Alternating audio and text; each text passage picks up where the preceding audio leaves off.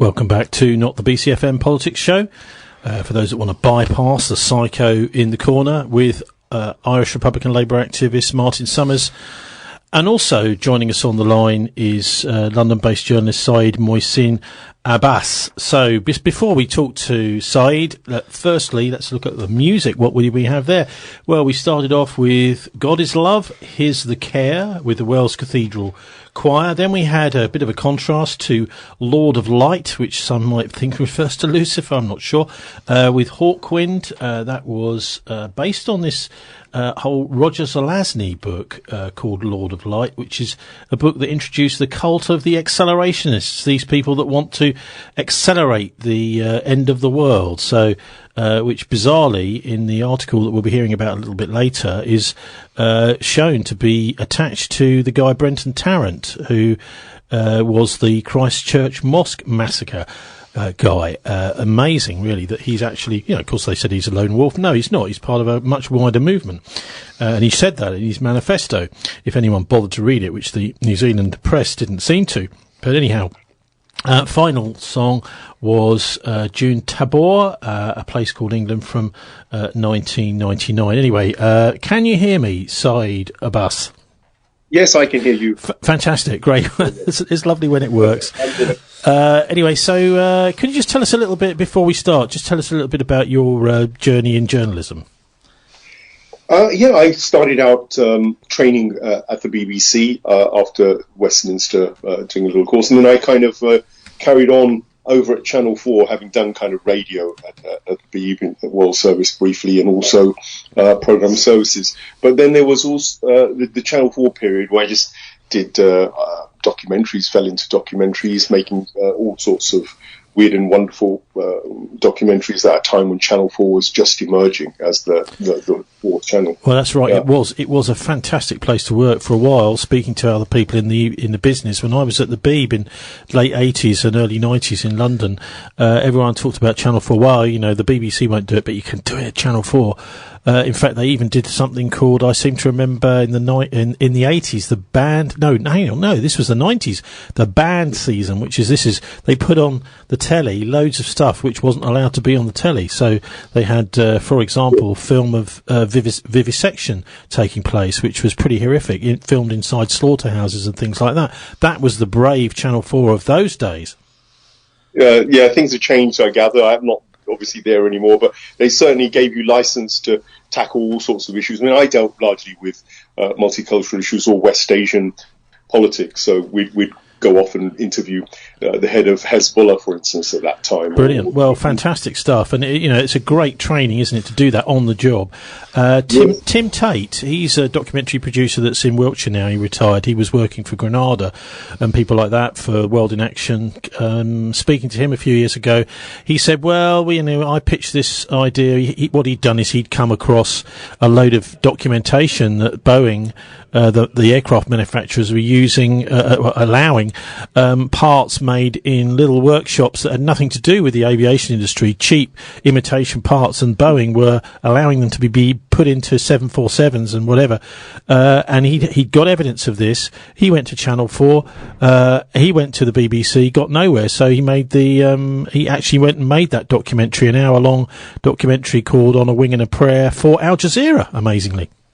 Yes, and that's the sort of thing that happens to me as well. I think once you get rejected with certain ideas, and a lot of things get stolen as well, the integrity within the industry is not necessarily that great. Right, that's right. You pitch an idea, and suddenly you see it pop. They reject you, and then you see it popping up under someone else's banner with a completely different spin on it.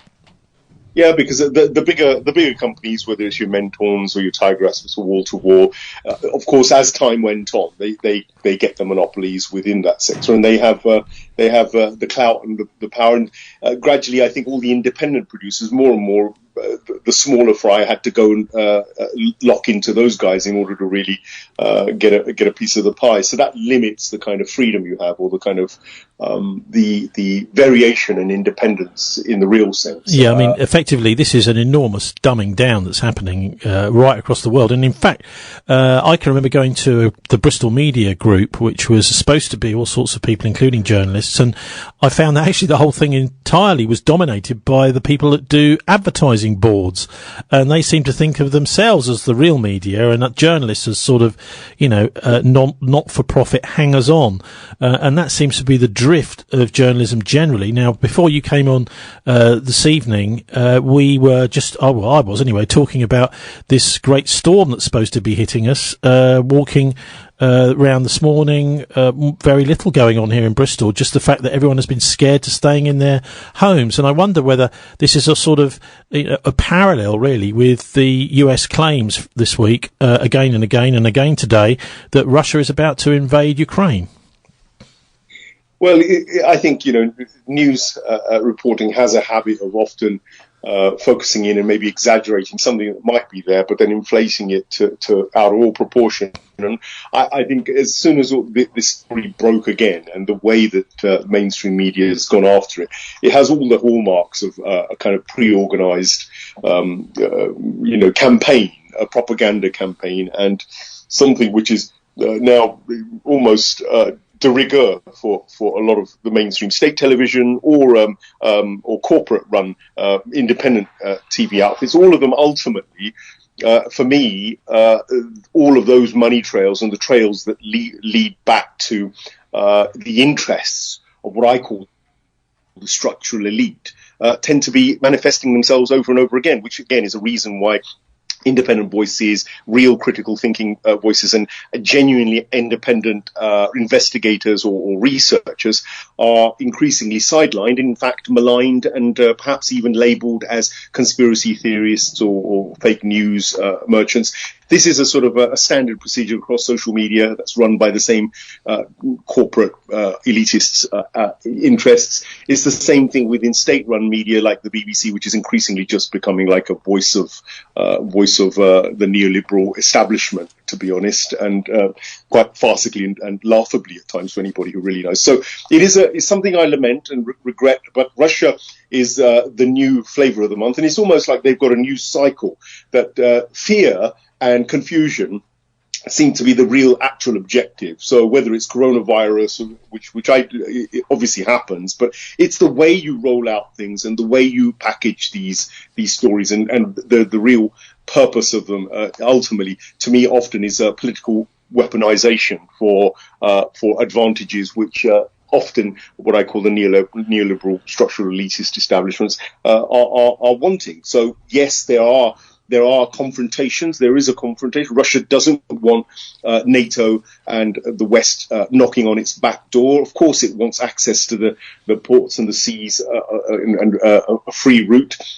But at the same time, whether it really would want to invade and be that heavy-handed is really questionable. And again, all you get really on mainstream Western media is that Russia is in some way, the biggest threat that the world has ever seen, just as they said when the Cold War was there. And yet, subsequently we've seen all sorts of evidence where actually the Russians were never really militarily anywhere near the Americans or the West in terms of their military capability or power. And that exists today. America outstrips any other nation. In fact, it probably outstrips in the nearest 6-7 nations that spend hugely on arms in the world. It outdoes all of its rivals combined, more or less. Well, it's interesting you use this term conspiracy theory, because this, of course, is, for anyone that digs into it will find is a CIA term which was used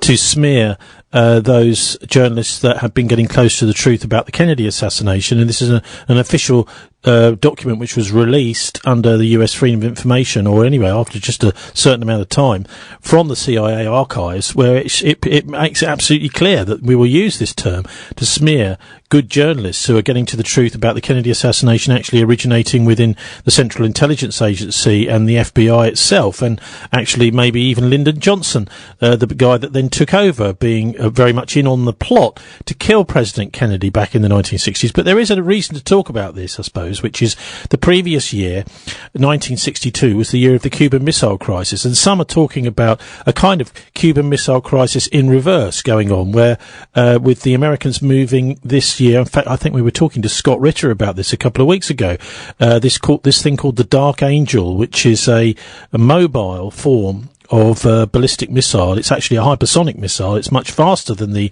original supersonic ballistic missiles of the 1960s, and actually moving that closer and closer to Moscow, meaning that one of these launches of these nuclear missiles could potentially mean that the Russians simply don't have the seconds or the minutes that they need in order to respond to destroy Western cities, whatever, London or whatever, if Moscow is going to be hit. And so the idea of mutually assured destruction, this thing which apparently has kept the peace for many decades, is being thrown out the window if these hypersonic missiles arrive on the border in Poland, places like Romania, and possibly even in Ukraine. Well, absolutely. I mean, the Russians are no slouches in terms of their intelligence and knowing what the capabilities of NATO's power is and what the potentials are. So when they do get rattled, or when they do sort of take such a strong stand on any given territory that borders them, clearly something is afoot. They've got there is an issue. But of course, the theatre of operation that NATO and the West generally is now opening up is vast, because this business in Ukraine and, of course, Belarus is just one front of a much wider set of confrontations, and we're in a situation where geopolitically, we're in a world of flux, really. So China and the maritime routes are all being challenged. The traditional routes there are being all hustled and bustled for.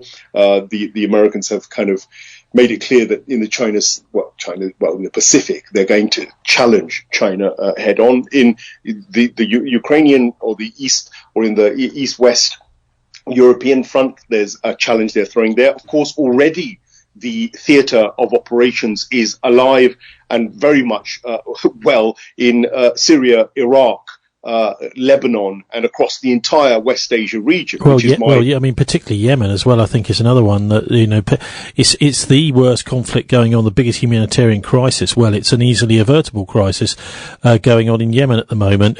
Could you just give us your take on what's happening there? Because this, to me, seems as if, actually, if you go back to the 100 years or so, actually Yemen was part of Saudi Arabia. This is the Arabian Peninsula, which the British and the French divided up in the Second World War. So actually, traditionally, Yemen is part of Saudi Arabia. Well, I mean, the fact of the matter is that the whole of that region was it was a part of the Ottoman Empire for many, many centuries. And so, once what I would say would be sort of I'd call it the Anglo-Zionist Empire. Once that came, into complete power, and the British colonial empire and all the old European empires started waning, you had this emergence of what I call the Anglo-Zionist Empire, which includes America, Britain, includes their allies across Europe that are happy to, seek to go to those areas in order to secure their economic interests. The West Asians would call it plunder, probably, and pillaging. But that situation, of course, brings in the entire region. The whole region is aflame because oil and the interests of oil and the interest in trade routes and the control of that region has been a major foreign policy and an economic policy objective and necessity from a Western perspective. And that still remains the case, although it is there on the horizon that oil, etc., and carbon energies won't be so necessary. But that doesn't mean that other resources like lithium and all the other wealth of minerals, etc., that West Asia possesses isn't still twinkling in the eyes of the same people who've been, of course, plundering oil, etc., for so many decades. So the region is going to be primarily of interest and always going to be a point of conflict and wars as long as that greed for its resources is there, and as long as West Asia itself is divided internally. Now, Yemen, Bab al-Mandeb, the access to the Suez Canal, its borders with Saudi Arabia, a major client and proxy of America, is one of the major fronts that's opened up. It's also actually part of an asymmetric war, which is there and alive and well between what I call the axis of resistance, including Iran, Syria, Yemen now, and large parts of the Iraqi establishment, among others. And they arguably are fighting for their own independence, their own sovereignty, a West Asia free of Anglo-Zionist imperialism, free of arguably also Israel. And its kind of yin-on plans and other belligerents in the region. So these are things that is invariably Yemen has got also sucked in. They had decades of being, if you like, plundered and raped and pillaged by the Saudis on behalf of the Western powers. And when the Houthis or the Ansarullah rose up and agreements didn't happen, of course the war ensued, and the Saudis launched a frightening bombing campaign, which for the last now essentially 6 years almost has just been incessant. And yeah, well, sorry, can I just interrupt you, because one of the big changes that's happened recently, which almost got lost during COVID, was the pulling out of the UN human rights inspectors in October last year, and now we've seen the casualties in Yemen doubling. Well, the UN has said that basically they don't have, first of all, they don't have the funds.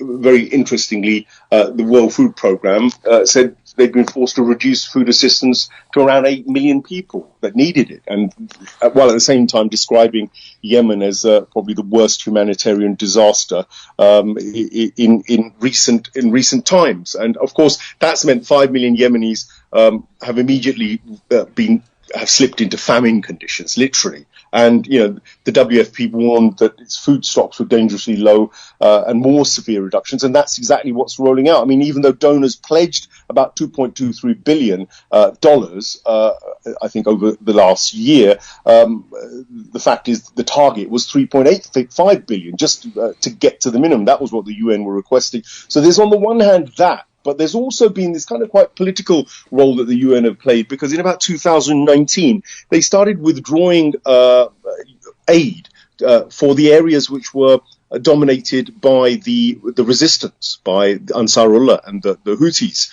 which was rather suspicious, because they made all sorts of excuses to say that the food wasn't getting to the right people and it was being well, I mean, misused. This is probably also because it's more difficult to get the food to that area, but they don't. It seems quite clear now that the United Nations is not playing with a straight bat. No, and I think this is the other contention that we have, that you have large agencies, the atomic, inspection agencies, the WHO, the UN, IMF, the World Bank. All of these global institutions are supposed to be independent, but the fact is that they get money. They need money to operate in the first place. Well, they get a lot of money these days from Klaus Schwab and the World Economic Forum, who they entered into partnership with about 2.5 years ago. Precisely, and I think this is where one has to take the broader lens. Yes, you look at what's happening between Yemen and Saudi. You look at what's happening between Iran and America, or America and Russia, and China. But actually, there's a wider lens you've got to put into it, which is to do with those guys who are the money lenders and the usurers and the people who control trade around the world.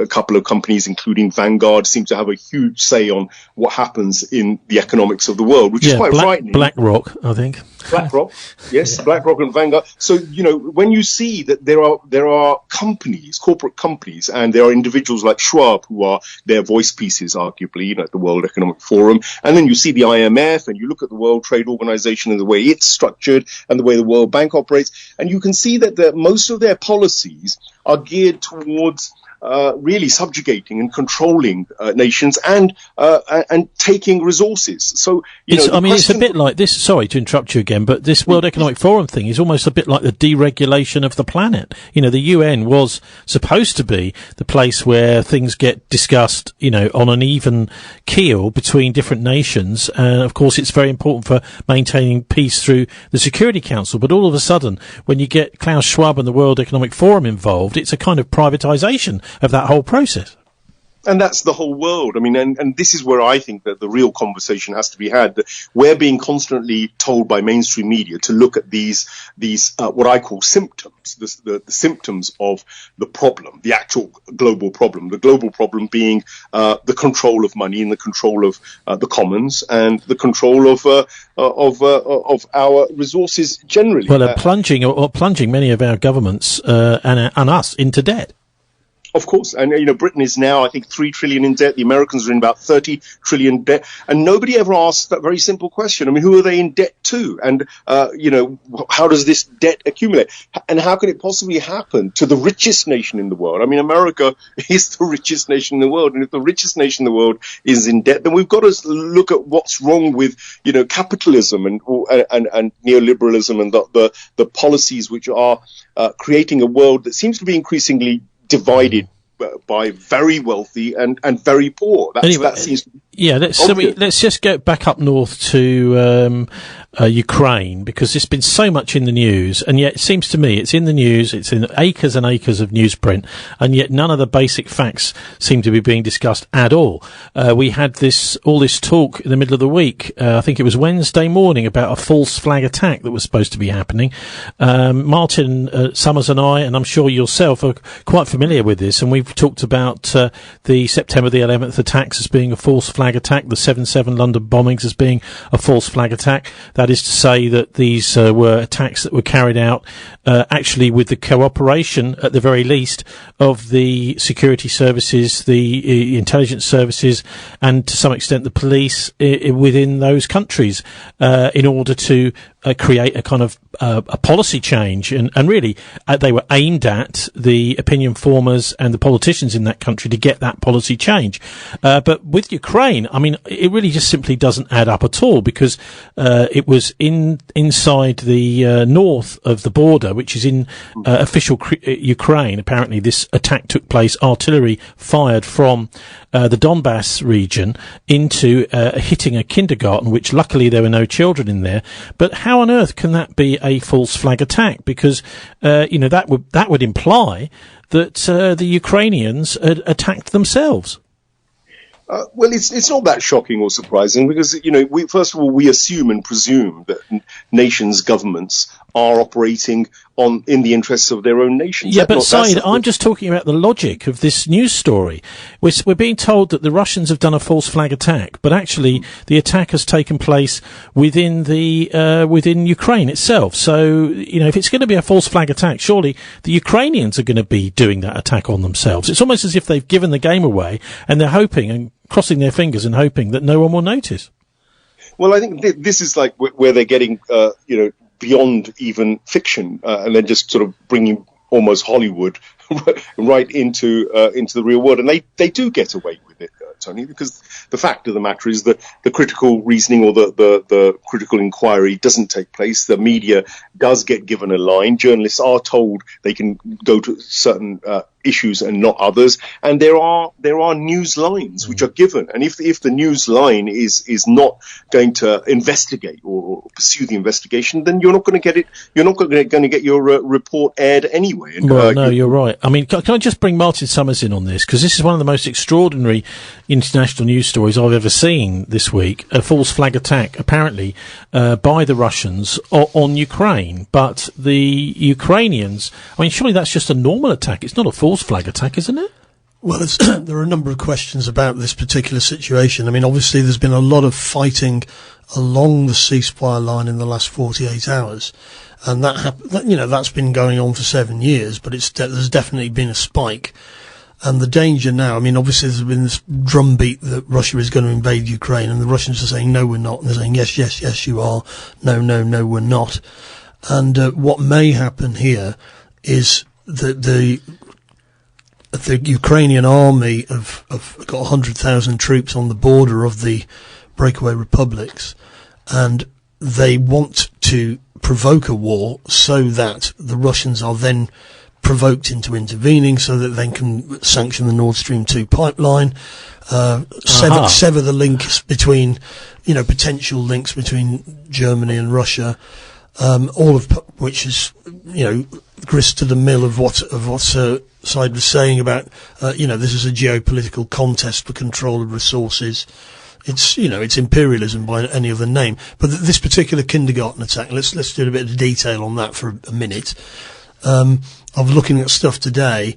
If you actually look at the photograph of where the missile or whatever it was, artillery shell has hit the kindergarten, but none of the windows in the kindergarten are broken, which is just impossible. And of course, we got similar stuff in Syria, in Ghouta, where they were going, and also So what you're suggesting here is it is a false flag attack by Kiev on themselves, yes, trying to make it look as if it's the Russians. I cannot prove that, but that's what it looks like. And we know that Western intelligence services working, because a lot of what they do now is what they call narrative, controlling the narrative. So we've got Brigade 77 in Britain, which has over 1,000 employees, apparently, all of them army officers, and they spend all day trying to bend the media to certain things, so that, and it's all part of the information battle space and all the rest of it. Well, let me just share this with you, because I was sitting in a cafe a few weeks ago, and next to me in the cafe were two guys who did sound like these kind of information warfare people, having a conversation about various stories that they were getting into newspapers and things like that. And he said, well, one of the guys said to the other guys, well, he said, well, they had the temerity to actually question what we were saying, and so we made a note of their names, blah blah blah.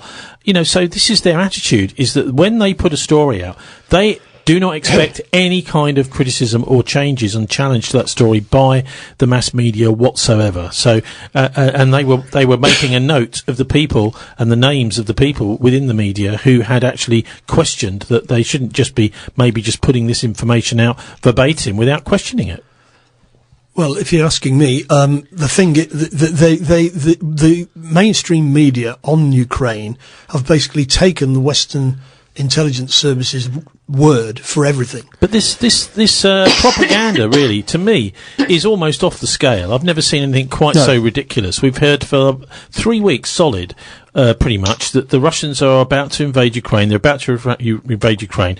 There's no reason why they could, why they should. What is the... I'll ask you this as the same question in a minute, Syed. So, Martin, what do you think the reasons for it are? You mentioned there Germany and Nord Stream II. Yeah. So what you seem to be saying is that this is not really a story about Ukraine. It's a story about Germany. Interesting. Yes, ultimately. Why is it different now? I mean, the Russian army has always been there in the west of Russia. I mean, that's where they're based, and they could, in theory, invade the Ukraine. They could have done that in 2014. They haven't, because it's not in Russia's interest. The last thing they want to do is get bogged down in the Ukraine. I mean, where they're likely to do things. I mean, Shoigu yesterday went to Syria. I don't think they would necessarily get bogged down.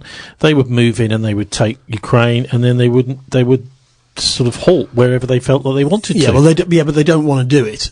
I think that's pretty clear.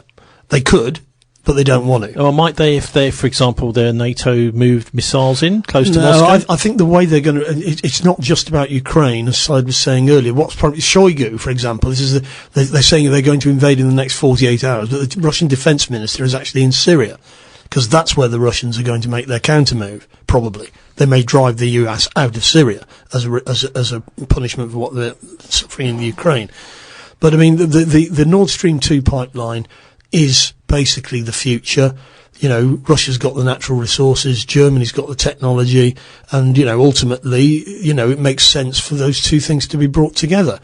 And that was the case in the 1990s when Chancellor Kohl had Herrhausen, who was the head of the Deutsche Bank, going backwards and forwards to Gorbachev, discussing what they were going to do when the Soviet Union was opened up.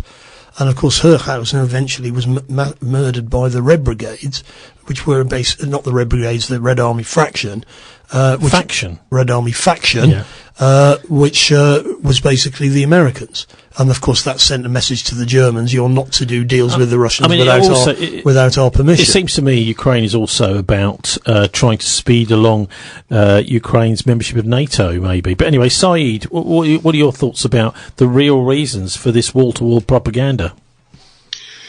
Well, I think, the economic reasons, I mean, most of the arms dealers will be licking their lips, won't they? Because another Cold War starts and we're all going to be quids in as far as they're concerned. So I wouldn't ignore that as a motive for creating this kind of saber rattling, if you like, that's going on essentially. But I'm going to move away from Europe because the implications on a global level of what's going on in Ukraine are there as well. I mean, for instance, let's take Iran, Israel, the impact on Syria, as my colleague did just raise as well. There are implications there, and the Ukrainian standoff essentially does potentially upset the kind of informal agreement that the Russians, the Israelis, and the Americans have in Syria about those little borderlines there. So there's a potential knock-on for the situation reigniting in Syria in a bigger way.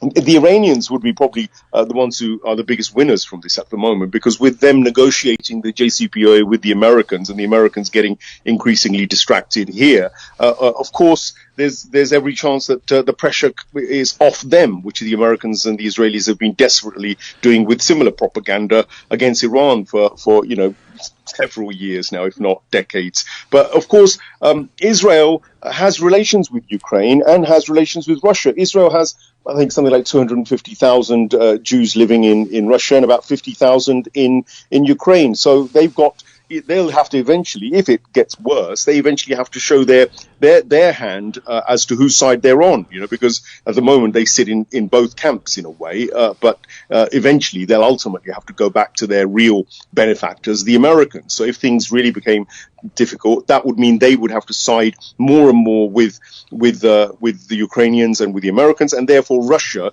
would seriously consider lifting its kind of kid gloves because it virtually allows Israel to bomb Syria at will. It has done anyway, and it has its S-400s stationed there. It doesn't use them against Israel. Even had hang on, these are anti-aircraft missiles.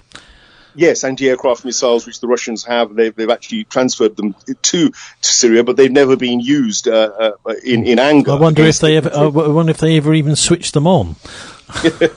Yeah, I mean, it seems very, very unlikely. But these are all issues. Well, they would come up in the cockpit, wouldn't it? Target found, at least that would send them a message. But look, sorry to divert you, but I'm going to go back to just revisit the JCPOA, because I think was anyway the most important piece of paper on the planet. Reuters has reported yesterday that the draft agreement between the US and Iran would involve mutual steps for both sides to take. So there at least is some sort of hope there, according to the Americans. They're saying, well, look, the diplomats, unnamed diplomats, say the first phase of the draft deal includes the release of Western prisoners in Iran. It makes no mention of the release of Iranian prisoners that are held in the United States. But at least there's, what do you think's happening with this? Because Biden did say he was going to rejoin it, didn't he?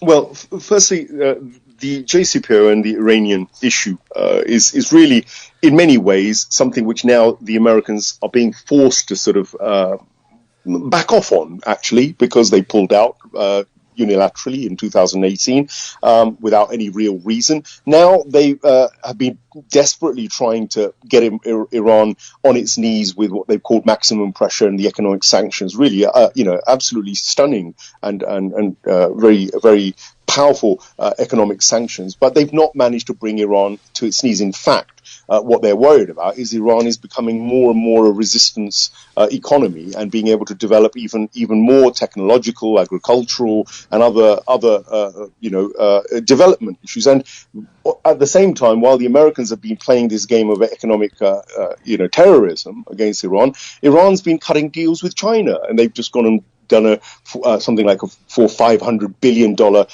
deal, building transport networks, etc. The Russians are also doing deals and trade deals with Iran, and at the same time, they're running military naval drills. Only last few weeks ago. So what you're seeing is the Eurasian axis. You're seeing the rise of a new counterweight potentially to America and its allies on a global level. And I think that's something which the Americans, by being so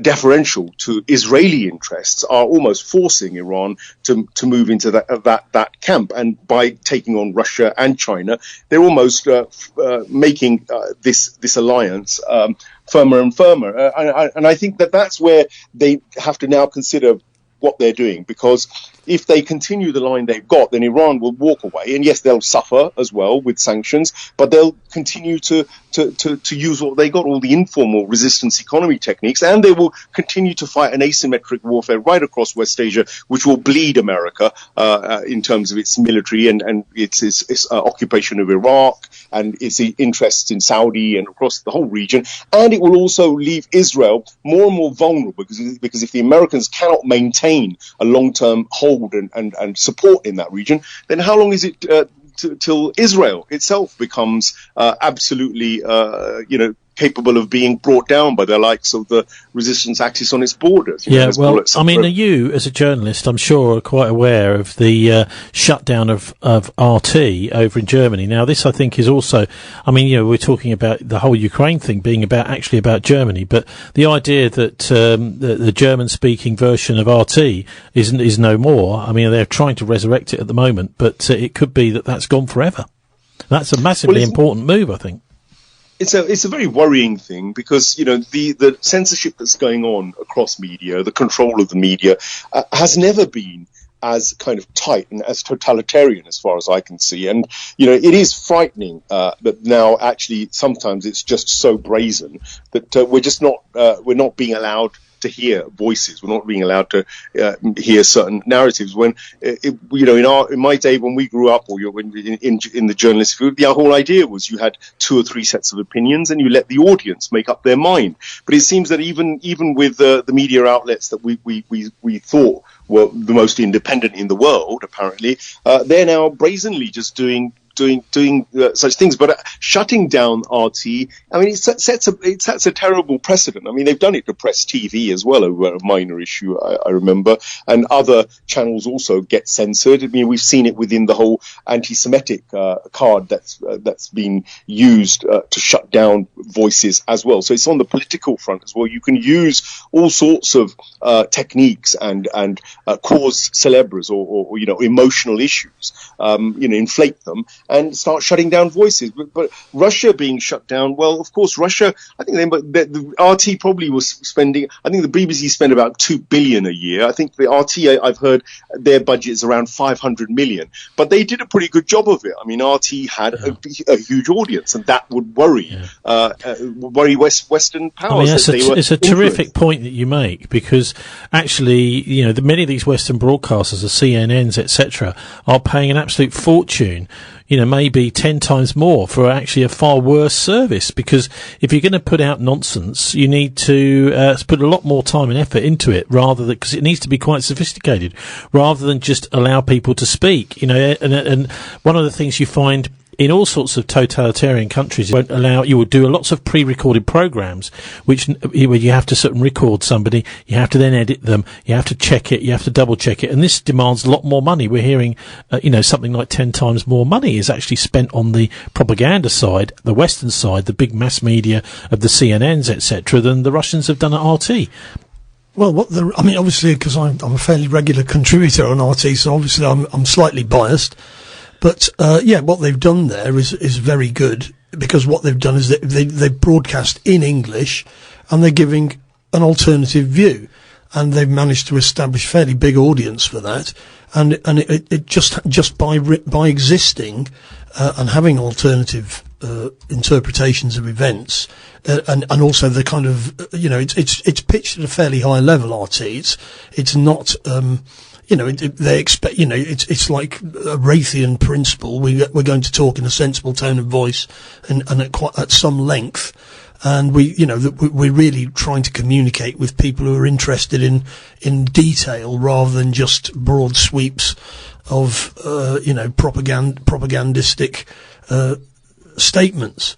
And that is effective because the other side really, I mean, all this stuff that was pushing in the media last week that the Russians were going to invade at 3 a.m. on Wednesday. And of course, that just turned out to be an absolute load of nonsense. It was all based upon the US intelligence saying we can't tell you, but we know that the Russians are going to invade at 3 a.m. on Wednesday. Yeah, well, there's and like a series of all these nodding dogs just repeated what they've been told there's a by the American government. Terrific article on antiwar.com on their blog. Conflicts of interests, it starts, and it says Putin disappoints Biden on invasion day side.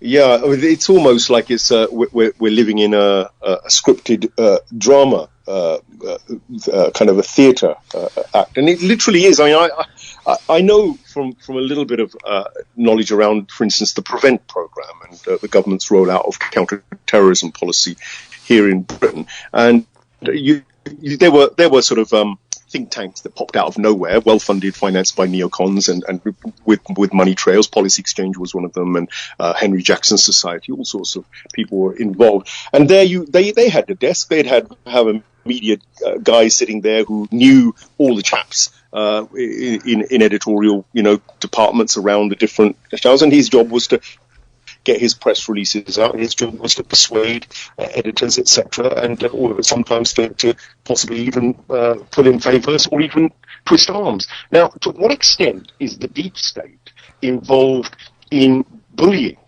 media as well? Because, if you feel, for instance, with the Edward Snowden thing, or if you look at Assange, or you look at the whole notion of surveillance capitalism now, you start bringing in this issue of, agencies being able to eavesdrop. Pegasus, the system that the Israelis have, has literally hit 169 or so journalists, that are known. They've eavesdropped on hundreds and hundreds of NGOs, politicians, haven't been spared. So if you've got agencies, known agencies like Unit 8200 over at Mossad in Israel, just for example, GCHQ and all these guys, they're operating, and yet we have no real recourse to be able to hold them to account, because they will pull the national interest card, won't they? Because the journalists won't be able to go so far, so that they can literally get away with whatever they want, and they can potentially cover it up. So I think this is deeply worrying for a democratic Western citizenry. Yet when we have no real say in the matter of how we're surveyed, what level.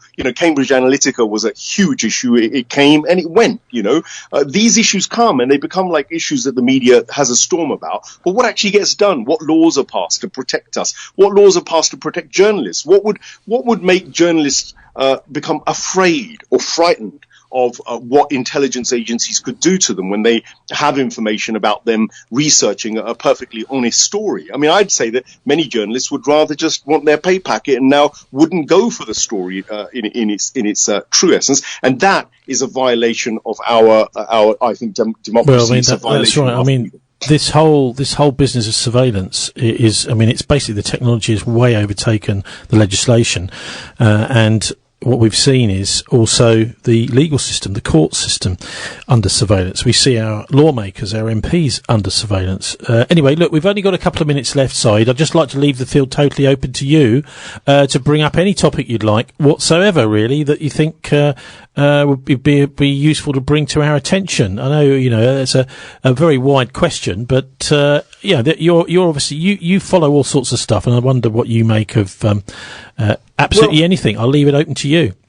Well, thank you very much. But I would try to really raise the concern that actually what was a democratic West, which was heading in the direction of, a very balanced society in many ways with the welfare state and whatnot, we're now, I think, at a crossroads. We're on the precipice of losing all of that which we gained, whether that was artificially gained or not. And I would say what's termed the Great Reset, and what's termed the Agenda 2030 at the United Nations, and what the World Economic Forum has been pushing as this Great Reset, and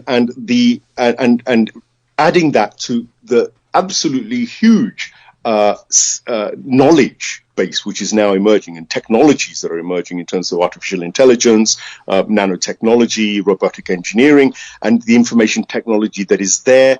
I think that we need to really wake up and join the dots, because all these things are happening in silos and in separate silos. But we get distracted by viruses, and we get distracted by terrorism, we get distracted by Russia versus Ukraine. But underlying it all, there is, I believe, the danger that those who have always maintained power and money and wealth have a very clear discerning direction and destination for the West, the Western powers, the erstwhile powers of this planet. And it seems as though there's a downgrade going on economically, and it seems to me that there's a general dumbing down of millennials in terms of what they're willing to accept. There's a dumbing down of what our rights are. There's a dumbing down of what our expectations should be economically. And I really do think that a lot of it is engineered. It's like economic and political engineering, which artificially is creating a lot of this situation. And we need to look far more closely at the Corporation of London and the city and its role, the Wall Streets of the world and the World Economic Forum. I think that we shouldn't be doing what mainstream media does, which is to take us towards the symptoms of the problem. Go to the root of the problem, and it's always somewhere to do with usury, money lenders, and those that have power and their interests. And unless we, as journalists, unless we as citizens turn our attention to the real, I think, potential root causes, we're just going to constantly be puppets that are buffeted around by the agendas and the programming and the engineering, be it through wars or scaring us about Muslims or scaring us about corruption. Then it became much easier to sequence the genes of viruses. Now, so I don't think there's any doubt that viruses exist. They are genetic materials encapsulated in a viral envelope, which is mostly made out of protein. This has been done over and over and over again. Now, as far as viruses causing disease, we all know the curse of smallpox or poliomyelitis. We have sequenced we have seen those viruses, we have sequenced them, and I don't think there's any doubt that they cause the disease, the pathologies that we name. I don't see why people would say that viruses do not exist or that they cannot, cause disease. Okay, well, let me quote then from the film Terrain, which has just been released in a 2-part documentary. It explores terrain theory, but it is actually only giving a specific view, Dr. Andrew Kaufman's view and Cowan's view, which is a model, they say, for health. Terrain theory is a model for health that works in symbiosis with nature to promote wellness and healing, free of a corrupt and flawed medical paradigm. No.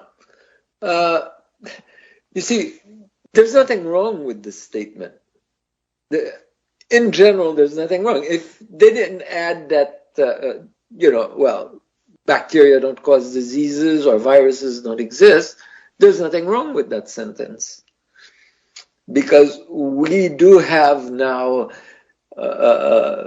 medicine, the whole medical system based on, money, many unnecessary procedures, etc.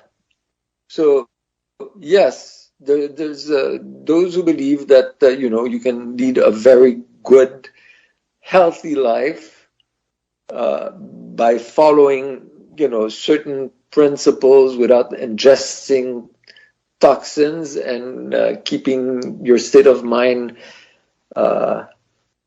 in an undepressed, unstressed state.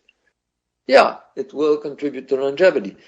But there is no relationship between that sentence and saying that one, microbes, whether bacteria or viruses, do not cause disease, and that viruses don't exist. Well, the Terrain film says that Pasteur was wrong. What do you say? Pasteur got some of his experiments wrong, but Pasteur was absolutely right in developing an attenuated rabies vaccine, even though he didn't know that it was a virus and not a bacteria. Something very interesting, when bacteria were first seen to be causing diseases, some diseases were being caused by something that people couldn't call a bacteria because it was too small. So it was given the name in French, virus filtrant. In other words, they went through the filters that normally stop bacteria. So viruses were first given the name virus filtrant. And that was the case for rabies. Because you couldn't stop them with a regular filter, and they didn't have filters small enough back then to stop a virus. Because remember, you can have millions of viruses inside of bacteria. So I would imagine, I don't see where they're coming from. One of the biggest studies concerning a viral disease was by Walter Reed, as you know, the biggest US Army hospital in Washington, in the environs of Washington, is Walter Reed Medical Center. Well, Walter Reed was a researcher, a ruthless researcher, who sacrificed soldiers and natives during the construction of the Panama Canal to study yellow fever. Now, he couldn't see the virus, he couldn't isolate it, but he showed that he could pass it, that it would grow in cells, and that it causes the disease.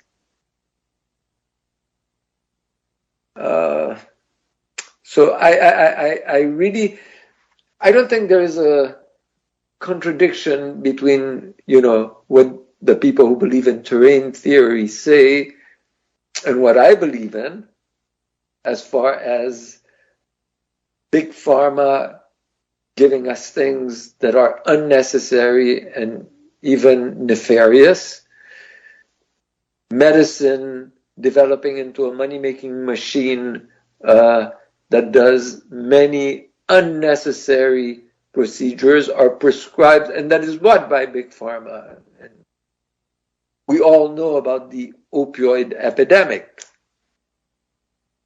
It was manufactured by big pharma, prescribed by supposedly great doctors of medicine, and the end result is that thousands and thousands of people became addicted and thousands have died from. So, I mean, I know it's an almost impossible question to ask, to answer, Stanley, but at what point do you think the pharmaceutical industry got too big for its boots and started, rather than funding research into new techniques which would save lives, it started to concentrate much more on its shareholders and its profits at any cost?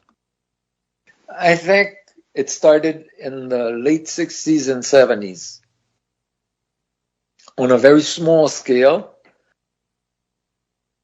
And as they saw they could have political power, do you know that the pharmaceutical industry now has 3 to 4 lobbyists on each congressman? Each company, for example, Pfizer has an average of 3 lobbyists for each congressman in the United States.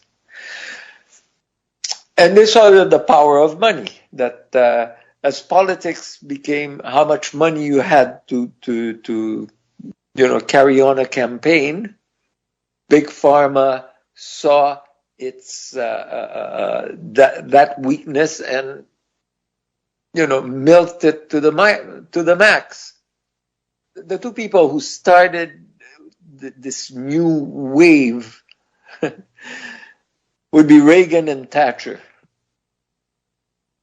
The idea was that everything, corporations could do no wrong,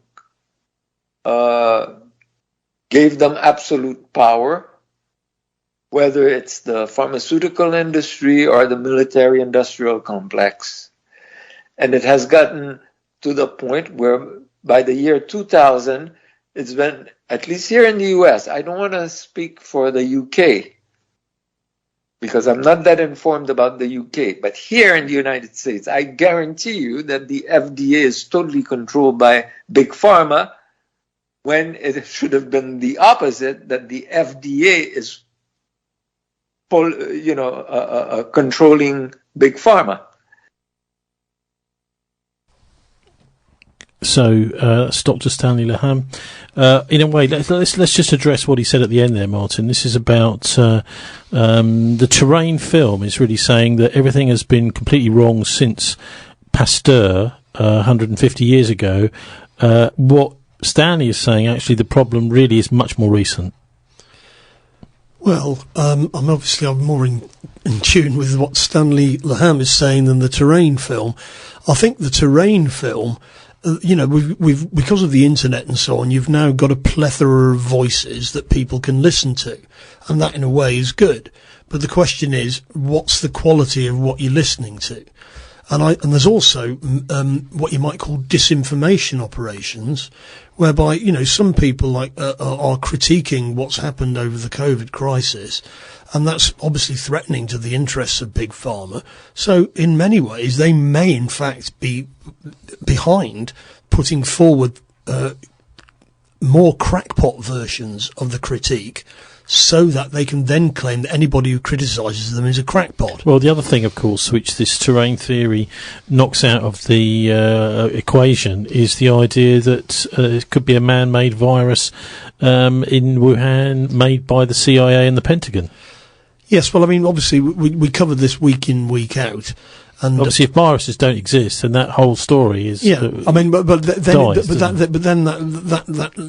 it then becomes a critique of medicine in general.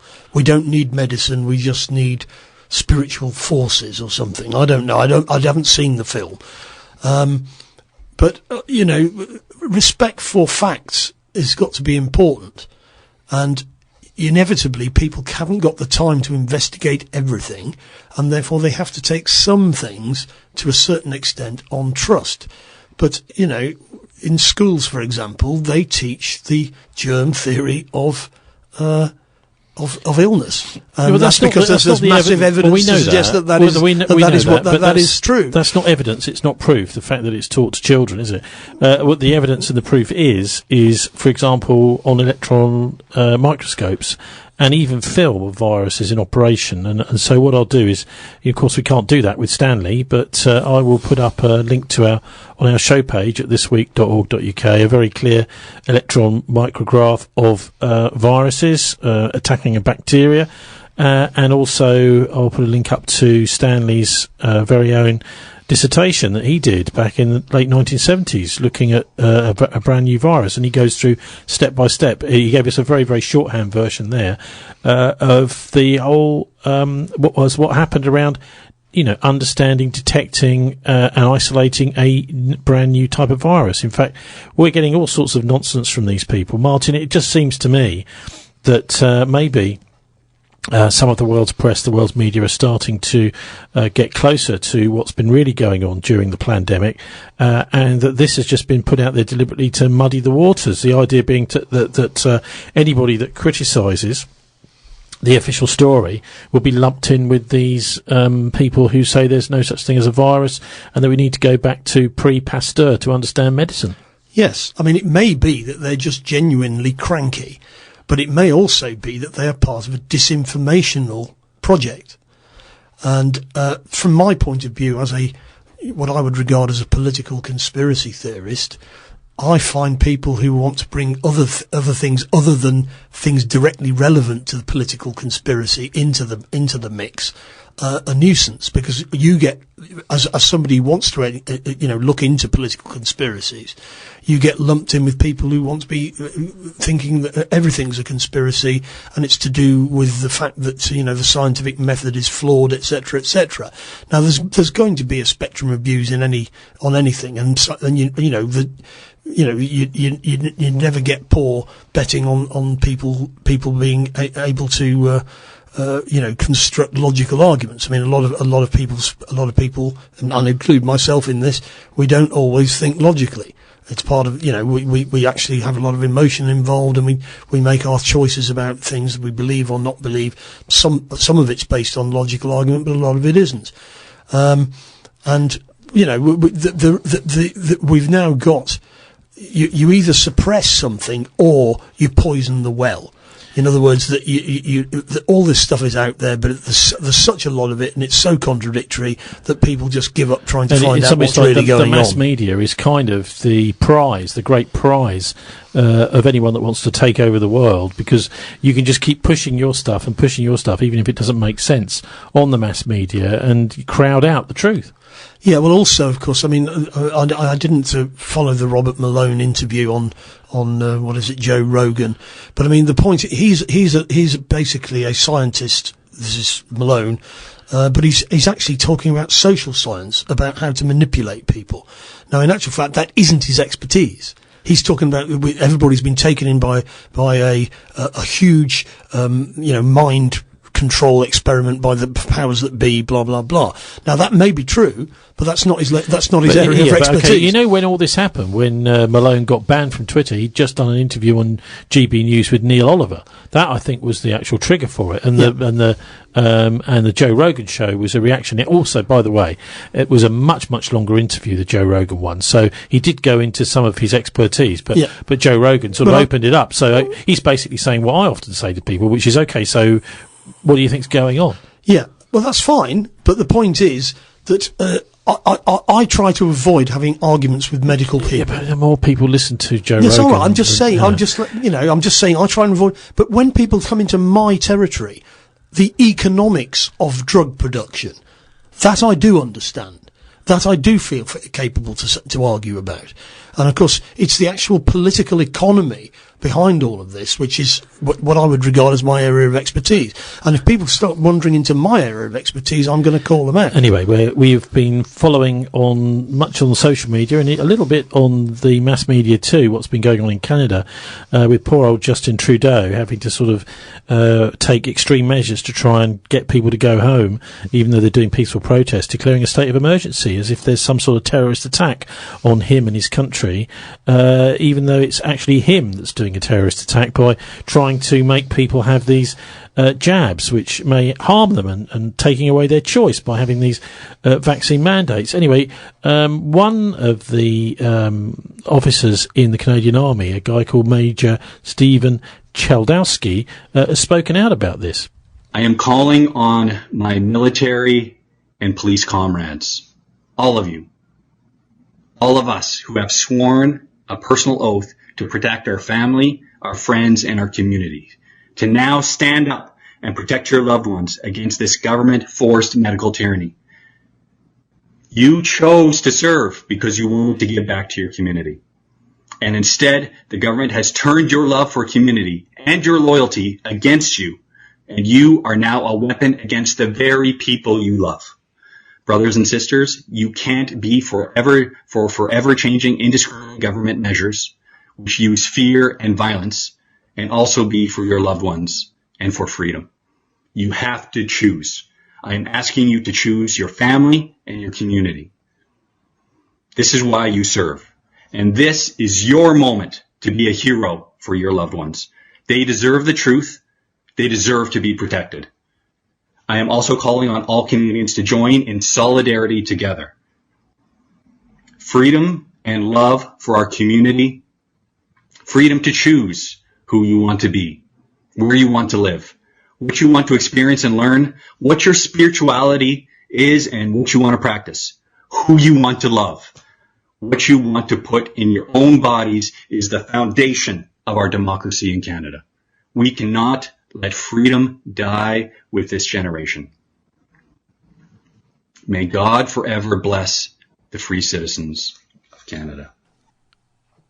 Well, that's Canadian Army Major Stephen Chaldowski speaking to YouTube, basically to anyone who will listen, because apparently the Canadian press don't want to know.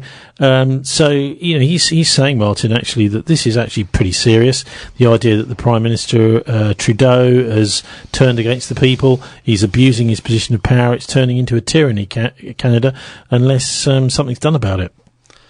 Well, the people are entitled to their views and they're entitled to protest.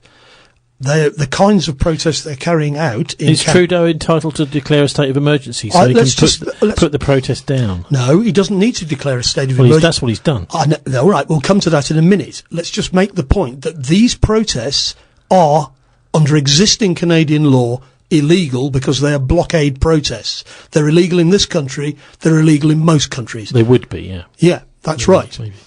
And therefore, to say that we've got the right to blockade the border, for example, between Canada and the US because we don't like something the government is doing. It's up to now, it's been peaceful, but on the other hand, the protest is illegal. Under existing law, they don't need a state of emergency. Martin, it's just an illegal. It's an illegal act. You and I are both trade unionists. Isn't this what trade unions have done for hundreds of years? No. Well, in Britain, as I explained last week about the Saltley Gates picket in 1972, the miners and their local supporters in Birmingham blockaded the Saltley coke plant, closed it down.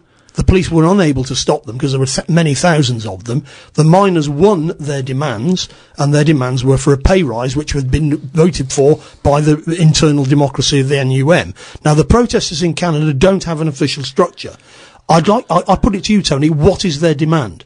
What is the demand? I think we had this conversation last week, didn't we? And you're looking at me in that silly face, as if you don't know what their demand is. Their demand is that they shouldn't have to be vaccinated to cross the border into the United States. Their demand is against vaccine mandates, yeah. Yeah. Very simple. Okay, that's a clear demand.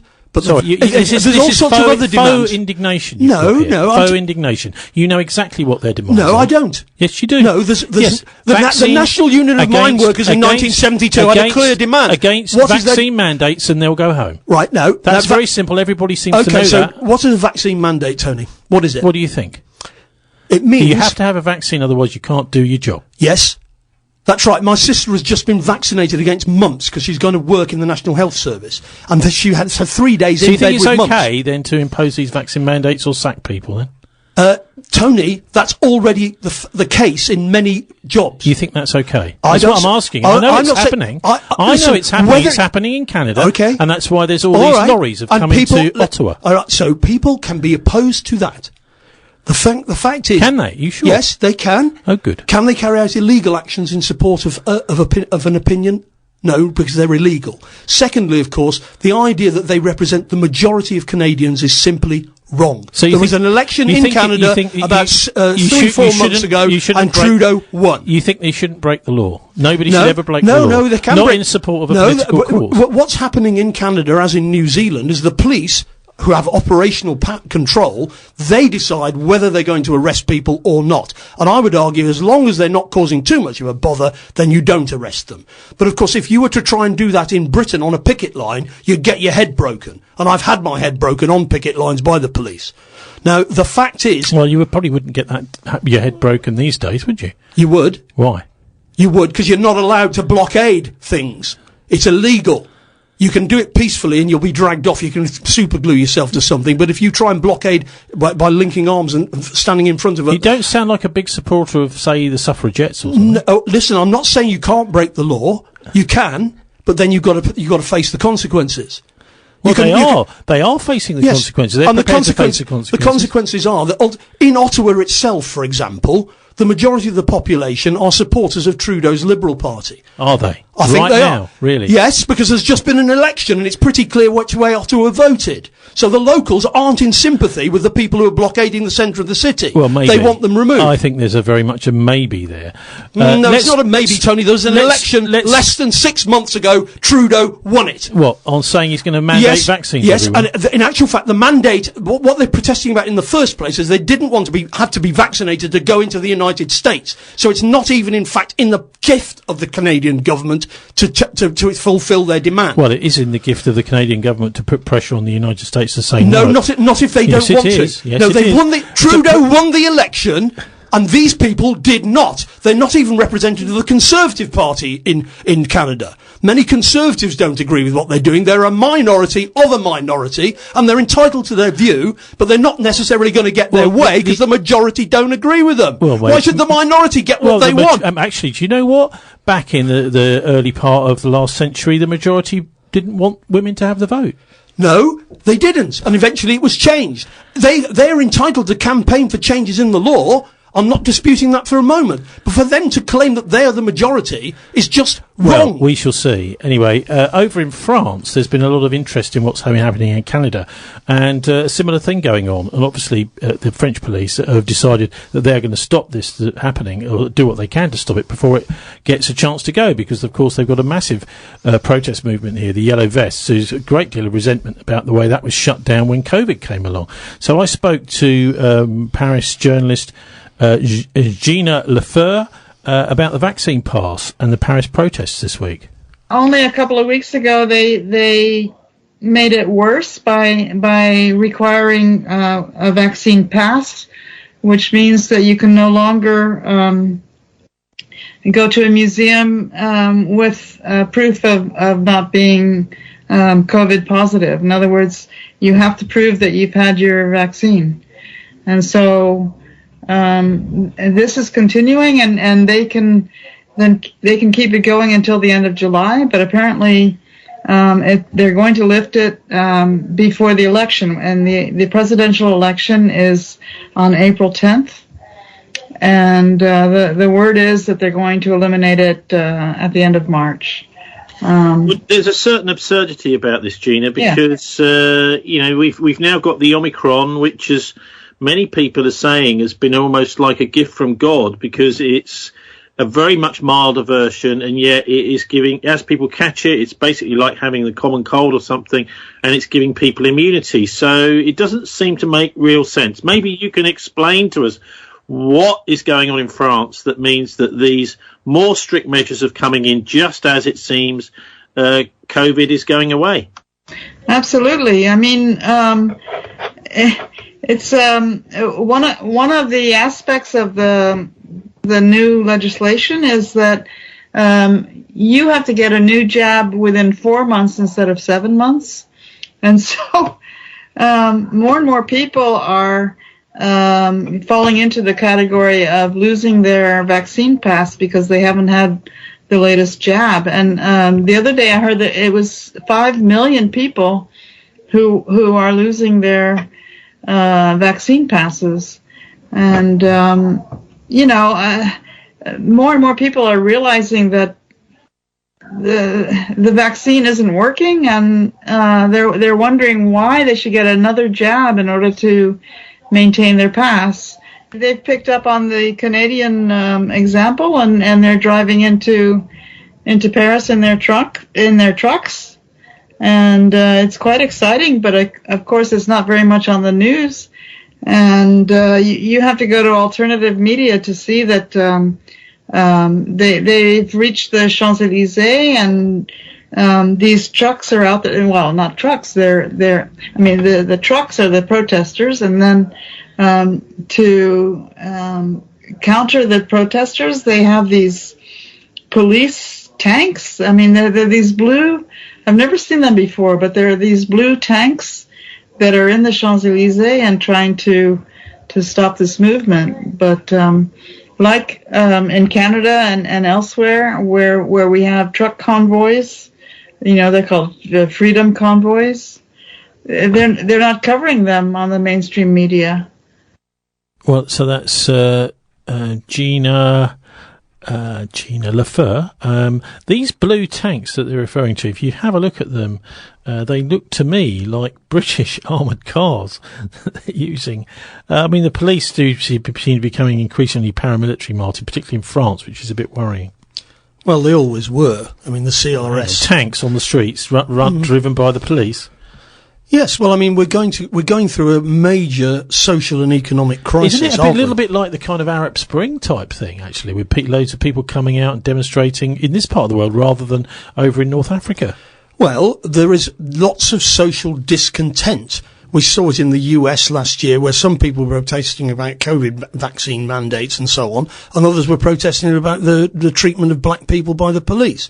We've got a very, very divided society, and a lot of people wanting to have their say, which of course they are entitled to do, but you can't extrapolate from that to say that they represent the majority, because it's not necessarily clear that they do. I didn't say that, and I don't think anyone does say this is the majority, but maybe more and more people are becoming like that. We shall see. So that was Gina, and you can hear much more of her on our show page at thisweek.org.uk later too. But we move now to have a chat with, hear from a guy called David Livingstone. He's written an article over the last couple of weeks, which is absolutely, well, I think it's devastating, really. It looks at the links between David Icke and the New Age movement, and actually connects him up with lots of fascist organisations. Now, David Livingstone is like one of the greatest dot joiners on the planet, in my view, and he's written a book about, the first books I came across by him was called The Dying God, and I asked him about that in the longer interview, which is looking at the pre-Christian gods, the Canaanite gods, the idea that the sun as it dies goes down in the evening, and this is worshipped by people, which it was right through prehistory, and also I asked him also about the New Age movement, particularly, and these fascists connecting right the way back to the beginning of the 20th century, and particularly in Italy. But what we're going to hear about now is a clip from that longer interview, which will be up on our show page at thisweek.org.uk, where he looks at the New Age movement and Armageddon. So the idea of, some sort of apocalyptic edge to the New Agers, and particularly Alex Jones and David Icke. The New Age movement, of course, traces back to the influence of H.P. Blavatsky, and probably most directly to Alice Bailey, one of her more popular students. So Alice Bailey with this other woman named Olga, I can't remember exactly her last name. They founded what's called the Eranos conferences that involved Carl Jung. So these were a series of conferences that basically gave birth to the study of what they call the history of religions that took place in Switzerland. Every year after year, I think starting around 1932, connected very much to what's called the German Conservative Revolution, which is the movement that basically gave rise to the Nazi Party. And so when Michael Murphy founded the Esalen Institute, he confessed and said categorically that it was inspired by the Eranos conferences. And you find that even in the San Francisco Renaissance is basically a confluence of the influences of, people who belong to the Eranos conferences and who influenced by the German Conservative Revolution. So it's just to say that, the New Age movement has a fascist origin. And so, as wishy-washy and hokey as the Esalen Institute might have seemed, under all that is a fascist strain. So ultimately, the New Age movement, their goal is to transition humanity into this age of Aquarius, which is basically a satanic age, and a fascist age.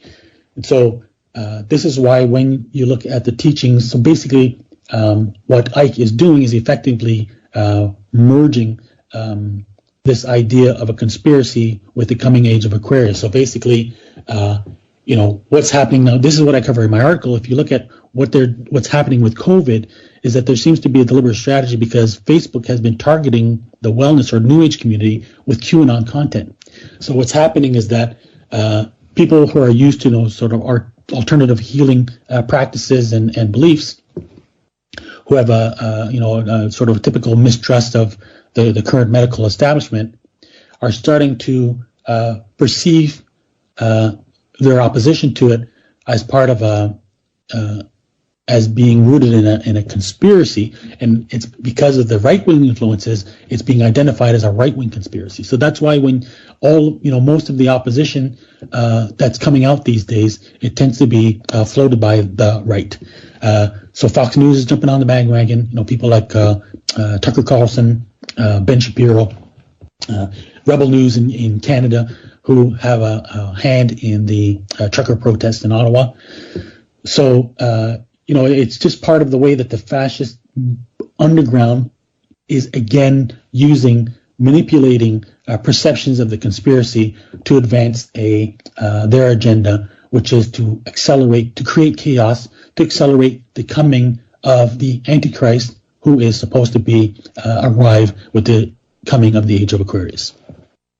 So that's David Livingstone there, author of Transhumanism, The History of a Dangerous Idea, and several other books too, speaking to me from Canada. Accelerationism, Martin, this whole sounds like a bit of a dodgy idea, the idea that you've got to try and push to bring on the end of the world. Yeah, well, I mean, the New Age movement is very varied, is it not? I mean, you've got a fascist fringe of it, and you've got a libertarian fringe of it. Don't these things work almost like an onion, So you've got something in the core, and you've got layers outside. No, what you've actually got, and people get sort of different perceptions about what that organisation is, depending on how far into the onion they are. A bit like Freemasonry. Well, that's presuming that there's just one thing that gradually that you strip away the layers and you get to the truth. In actual fact, there's more confusion than that, is there not? Even every individual has got very varied views about all sorts of different things. Interestingly enough, of course, he's suggesting that the Canadian truckers are basically crypto-fascists, which is rather different from what you were saying a few minutes ago. That's not what he said at all, is it? He's saying that they're being targeted by crypto-fascists. So that's not the same thing, is it? Saying they are. No, well, I would argue that in actual fact, I mean, our show could have crypto-fascist adverts put next to it by Facebook. Well, that doesn't mean to say we're crypto-fascists. What I would say about New Age ideas is that they are, frankly, incoherent. There's a lot of different New Age ideas, and lots of different people dip their toes into it, and to say that it's all one thing is patently not the case. It's all sorts of stuff. The idea is that this movement is there are big attempts to manipulate it and steer it in certain directions. Anyway, I also spoke to David Livingstone about his take on the whole Epstein business and Ghislaine Maxwell, with looking at that particularly as a blackmail operation. There were hundreds of people that went through the Epstein-Maxwell mill that were filmed and will now possibly be being blackmailed. That's it. And that's the real purpose. And again, it's the same. It's a practice that goes all the way back to at least Roy Cohn. So, I mean, if you look at the degree of collaboration worldwide to implement the COVID restrictions and mandates, you have to wonder to what extent blackmail might be part of the mechanism, because effectively it's funny. I just can't understand that of all the relationships that are being highlighted, emphasized with Epstein, probably the closest and the one that needs the most scrutiny is his long-term relationship with Bill Gates. And that's the real one. So I think here then this is where we have the clue to understand what COVID is all about. That it's a transhumanist agenda. That an earlier article I wrote, I show that Bill Gates openly boasts that he was a friend. He takes basically David Rockefeller as mentor and modeled his career after his, which is basically to use, the Rockefeller Foundation was the main tool, other than the Ford Foundation, was the main cover for CIA activity throughout the 20th century. So, what is he up to with the Bill and Melinda Gates Foundation, which is now the largest charitable, it's funny to call it that, charitable foundation in the world. And simultaneously, Jeffrey Epstein was also a very important funder of transhumanist projects. If you look at, there's a whole network that's not talked about, which is his links to MIT and, people like, what's his name? I can't remember his name. One of the founders of modern day computing. I think anyway, can't remember his name. So, I mean, this is ultimately the goal. The goal is to create, a controlled human population through digital control, through digital means. So through our phones, through our online activity, through social media, right? This is a long-term plot. So, I'm speculating. I think I don't think it's speculation to propose that there is a joint mission between COVID and transhumanism. I think where speculation is, where is it going specifically? Well, how about that for a question? It's quite a good question too. And Martin, David Livingstone winds up by giving his view on the Canadian truckers. Let's see what he has to say about whether what he was saying was that they are crypto-fascist or not. There's Angus Reid, was like a polling company in Canada, and they just, I think it was last week, they measured that support for the truckers. They stated it actually quite nicely. They said, despite whatever the truckers might stand for, they believe that they have a right to oppose the mandates, and it's the 47% of Canadians basically support the movement. So it's a real tight spot for Trudeau. As you know, he imposed emergency measures, which is normally reserved for times of war or acts of terrorism. So it's completely absurd. But again, the dialectic is at play here. The trucker convoy does have ties to the right. The same right-wing cabal. This is what I trace in my book. You'll see, the organizations like Rebel News have ties to what's called the David Horowitz the Freedom Circle, which is tied to what's called the Center for National Policy, which is what Paul Vallely belongs to. He's the QAnon promoter. Basically the Rebel News has some ties to the alt-right. It's a classic example of the undercurrent of fascism trying to use this opportunity to try to recruit people unknowingly to their agenda, and they're succeeding. So I think they're not, of course, going to dupe a large portion of the population, but they are going to win some people, and unfortunately, a part of the New Age movement, of course, is being sucked into it now as well. Now, I know Catherine Austin Fitz has put it pretty succinctly. It's a war on God, and God's going to win. That's it. So it just depends on whose side you're on and when the victory comes. Well, I love the way he sort of sums these things up in very black and white terms, Martin. Too black and white. It's too pat. There's an explanation for everything, except that reality is more complex. Yeah, and in fact, if you go to his article, you'll find out just how complex it is. The article I'll put up on our show page at thisweek.org.uk is about fascism and David Icke. But it ends up with this absolute bombshell, really, which is that these accelerationists we were hearing about do have direct connections to Brenton Tarrant, the Christchurch mosque massacre guy.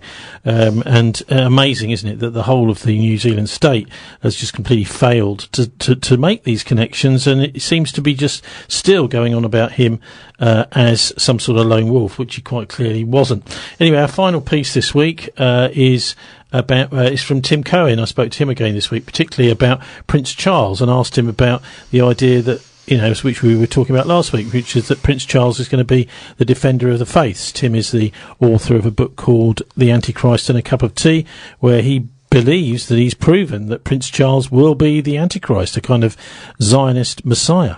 Prince Charles has an honorary doctorate in Islamic studies from a university in Cairo, Egypt, which is actually the most prominent seat of Islamic learning in the world, Sunni Islamic learning. So he has a doctorate in Islam. He is the most prominent Westerner from the entire world among the Muslim Middle East. And he is a Muslim converted into one of the guardians behind the scenes. And, oh, by the way, he's also an Hashemite. same lineage as Jordan's King Hussein in that sense, meaning he supposedly descends from from Islam's prophet Muhammad. All that adds up to one thing, which is that Prince Charles could step in one day and say, I'm your Mahdi to the Muslim world, to both Iran and Saudi Arabia and the rest of the Muslim world. Besides, this rabbinic community behind the scenes in Israel looking at him potentially as the Messiah. Well, that's quite interesting, isn't it? So both the Israelis, Martin, and the Islamic Republic of Iran could look to someone like Prince Charles to save the world. According to Mr. Cohen. Finally, then, we hear from Tim talking about whether he thinks and what he thinks the Bible shows insight into potential World War III. I wrote a book called North Korea, Iran, and the Coming World War, Behold a Red Horse, where I'm showing that those wars are foretold under the second seal of the apocalypse. The fiery red horse is actually the national symbol of North Korea. It's on their currency. They name their armaments, like their tanks and fighter aircraft and even their missiles after it. It's also the symbol of ExxonMobil Corporation, going back to Mobil Oil, and was associated with the United States by that means. The sword of the second seal of the apocalypse that's given to the rider of this fiery red horse is associated historically with Islam and with Russia. Like Russia has the Mother Russia statue with that huge sword, but the sword is also shown on a number of Muslim flags. It's a symbol historically of Islam, the religion of the sword, not really peace, in other words. But that being said, we're going to see the wars break out with North Korea and Iran. I expect to see Russia take advantage of that, probably take Ukraine at that point rather than now, but we'll see. And perhaps go after other portions of Europe at that time. I expect to see China take advantage of that and go after Taiwan. I expect to see North Korea go after Japan in conjunction with all that. And we may even see destabilization at that point between Pakistan and India and see them jump into the fray. In other words, we will very quickly be in World War III. Something will happen where that settles down enough to allow the nations to agree together, kind of like when, let's say, Herod and Pilate decided to be friends overnight and crucify Christ when formerly they were adversaries. Something will happen where the nations come together enough to agree to take half of Jerusalem captive in war, meaning Israel will be successfully attacked. The rest of the world, through the UN, will get on board with that and say, hey, you can go this far, meaning you can take half of Jerusalem, but we're not going to let you go further than that. We're going to stop right there. We're going to put Israel back into that box of the 1967 borders, for example. And then the Great Tribulation will begin, where the two witnesses will begin to torment the nations of the world, where the Antichrist will receive a mortal wound and recover from it.